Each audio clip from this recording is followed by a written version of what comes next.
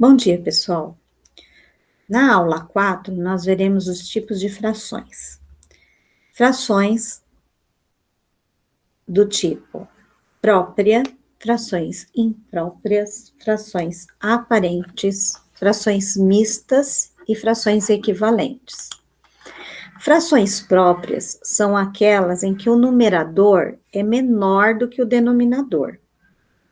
Então, por exemplo, nós temos 1/2 ou meio, 3/5 ou 3/5, 2/6 ou 2/6, 7/9 ou 7/9, 4/8 ou 4/8 e 5/7 ou 5/7.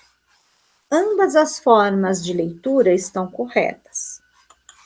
Nas frações impróprias, nós temos o contrário, né? Então, nós temos aqui, ó, onde nós temos as frações que o numerador é maior do que o denominador.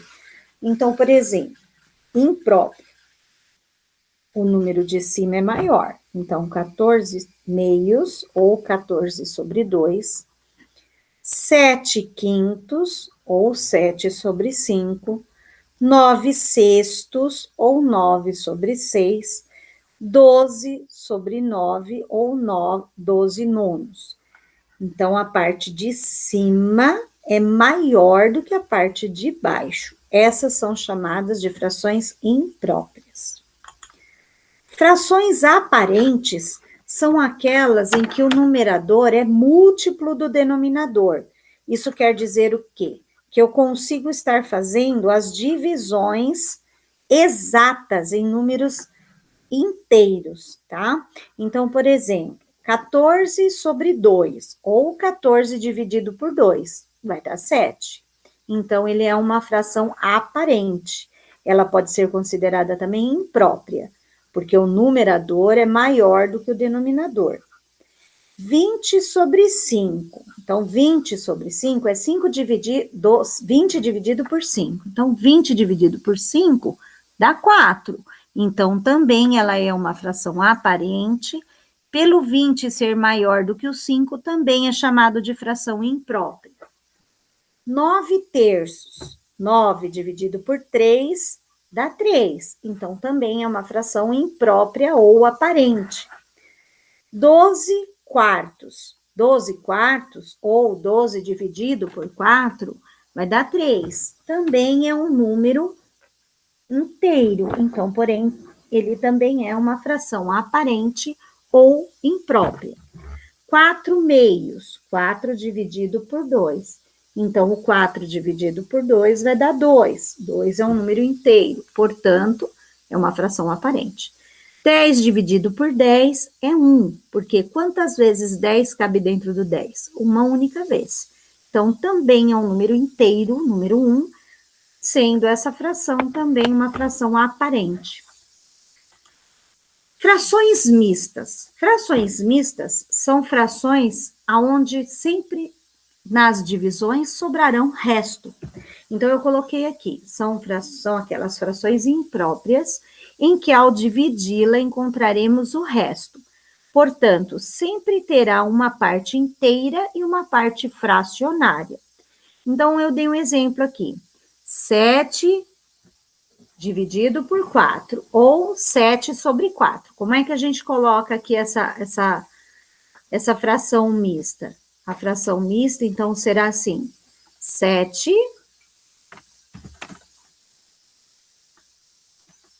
Eu vou colocar aqui, 7/4. Então, eu sei que é o 7/4. Ok? Então, é uma fração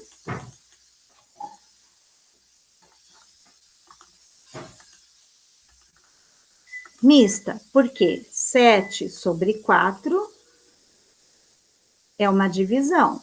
Então, nós temos 7 dividido por 4, 7 dividido por 4, eu vou fazer a continha. 1 vezes 4, 4. 7 menos 4, 3.